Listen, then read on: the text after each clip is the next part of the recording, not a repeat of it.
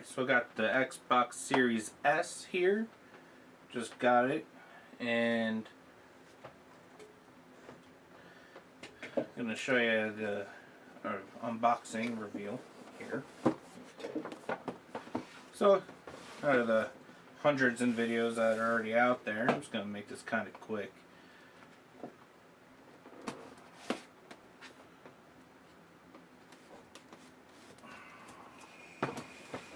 My sword is dull.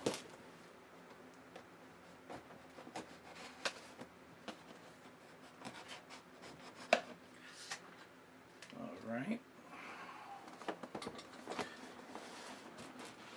So this version only has a 512 solid state, not a terabyte like the Series X, and it's a little less powerful. Oh my god, it's so small. And it's definitely a lot tinier, so you don't have to worry about all the room it's going to take up. And it packs a way more punch than the Xbox One S.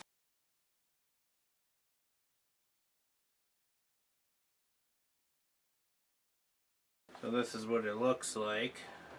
I'd say it's probably about a 3x7.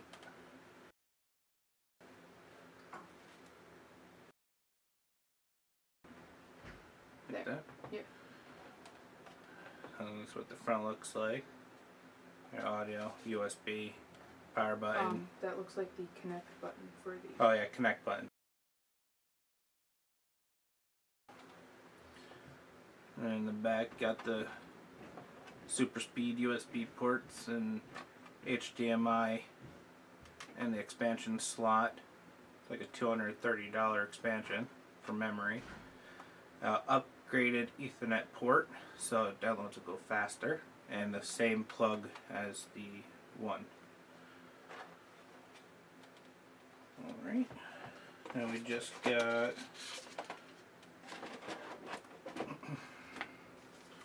this little pamphlet here, you know, normal stuff.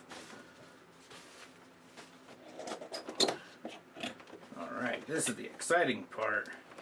I'm going to save the best thing for last. So, standard HDMI, a little bit better than the one that comes with the one. Then you got the power cord, brand new. Your little pamphlet guide here that no one ever reads. And this is my favorite thing out of the whole thing, other than the console itself. The new controller that comes with batteries still. Classic. So with this one you got the share button, upgraded D-pad, sticks are more responsive and feels a bit more solid than the original, or the one. Pretty much same feel. It's got a nice little texture on the back. Yeah, pretty much. Can't wait to turn it on and play some games. Alright, so we're gonna do a quick hookup of if you already had an Xbox One. So pretty much we're using the same power cord, and what we're gonna do is we're actually gonna put that on top of the digital version that we had. I want to show the size difference. It's hilarious.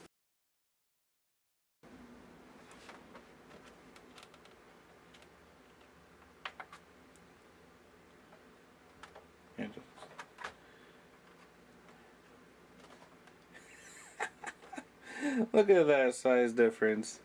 Way more powerful. There's still even more freaking room over here. Alright, but yeah, we're using the same cords that was plugged into the system. Same height.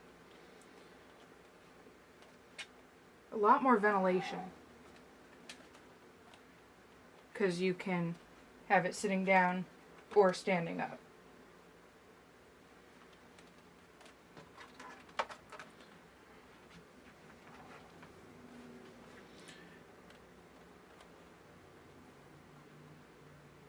Alright, so this is the HDMI we used for the older system. We're just going to plug it into the port in the back.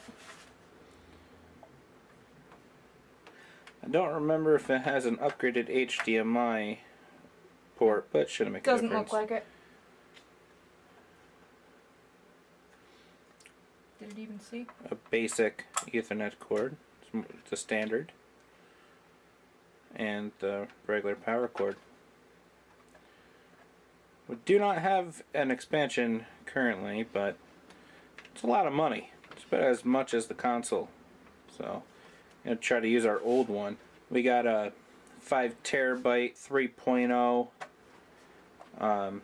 port, external.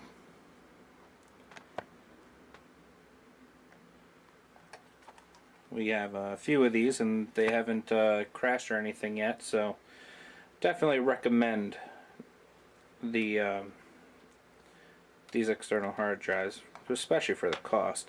They're rugged, so it's a bit shock proof as well.